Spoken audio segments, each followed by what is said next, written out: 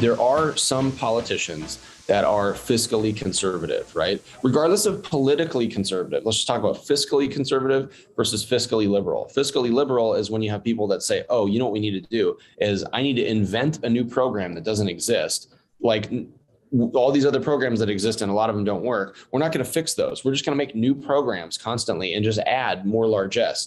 And that's the MMT thing. That's the Stephanie Kelton modern monetary theory, where it's to say like, oh, we'll just print ourselves out of any problem, or we'll just create new problems that printing is the only thing it can solve. But then the systemic shock that happens to that through whether it's the bond market or the stock market or the housing market or this other things, that's where people really get affected.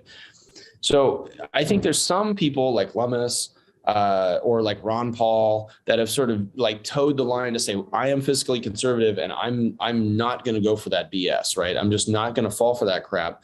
And then as that grows, you have a sort of like mathematically, it's like you're squaring things, right? So you have the concept of one, and then it's like one and like a bunch of zeros and then one, right? And that's like one person above like taking a better idea, right? And that one person somehow then there's like 1.11. Then eventually a lot of churning is happening sort of underneath the big number. So no one really sees anything changing.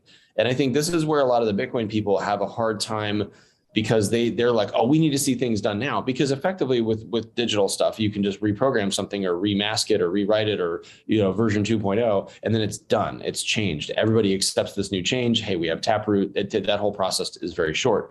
Whereas with the government, you have like human beings that have interests, special interests, personal interests, all this other thing. You got Nancy Pelosi trading nonstop, just stonks, just crushing it, and insider trading or whatever.